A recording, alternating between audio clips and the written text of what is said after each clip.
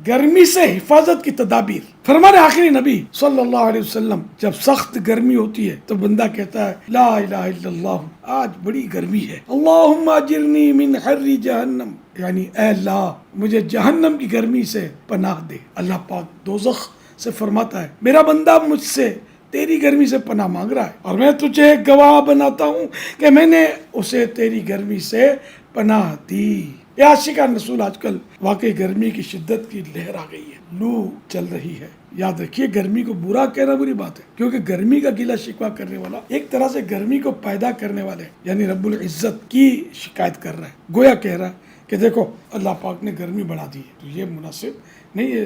ہر موسم اللہ پاک کی طرف سے ہی ہوتا ہے، موسم کی تبدیلیاں بھی رب کریم کی طرف سے ہوتی ہیں، کبھی ہوا زور سے چلتی ہے، کبھی رک جاتی ہے، کبھی بارشوں کا زور ہوتا ہے تو کبھی خشک سالی ہوتی ہے۔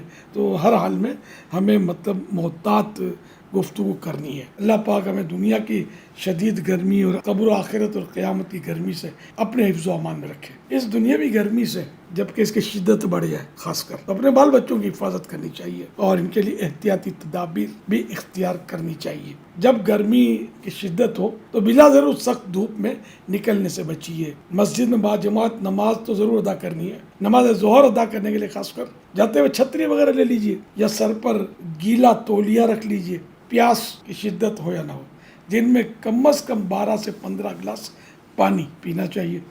اور یہ بھی اس میں بھی دیکھنا چاہیے کہ اگر کام ایسا ہے کہ پسینے خوب بہ رہے ہیں تو پھر مقدار پانی کی بڑھانی ہوگی۔ حتی الامکان گھر کے صحت بخش جوسز استعمال کیجیے، مثلا ستو کا شربت، کھیرے کا جوس، ناریل کا پانی، شہد ملا پانی، لیمو پانی اور نمکین چھاچھ وغیرہ۔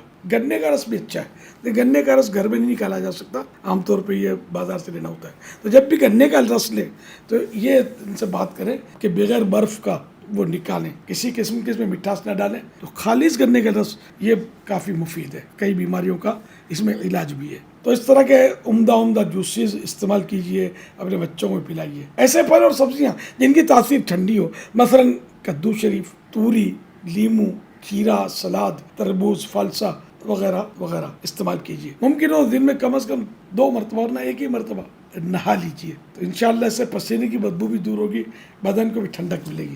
فاسٹ فوڈ اور گرم تاثیر والی غذاؤں سے پرہیز کیجیے، مثلا پیزا، برگر، سموسے، رول، شوارما، کباب، ابلے ہوئے انڈے، کافی وغیرہ سے ویسے ہی بچنا چاہیے۔ اور چائے بھی اتنی مفید نہیں ہے، تو جتنا ہو سکے ان سے بچنا ہی مفید ہے۔ اور اس موسم میں خصوصاً گرمی کی شدت ہو تو زیادہ احتیاط کی جائے۔ آخر میں عرض ہے کہ دنیا کی گرمی کی شدت کے وقت میدان قیامت کی کڑی دھوپ اور نہ ختم ہونے والی پیاس کو یاد کر کے ہر قسم کے گناہوں سے توبہ کرنی ہے اور ہمیشہ کے لیے گناہوں سے بچ کر زندگی بسر کرنی ہے۔ مزید معلومات کے لیے مکتبۃ المدینہ کا رسالہ گرمی سے حفاظت کے مدنی پھول خود بھی پڑھیے اور مرحومین کے اصالہ ثواب کے لیے تقسیم بھی کیجیے۔ مفت پڑھنے یا PDF حاصل کرنے کے لیے دعوت اسلامی کی ویب سائٹ سے فری ڈاؤن لوڈ کیجیے اور دوسروں کو شیئر کیجیے۔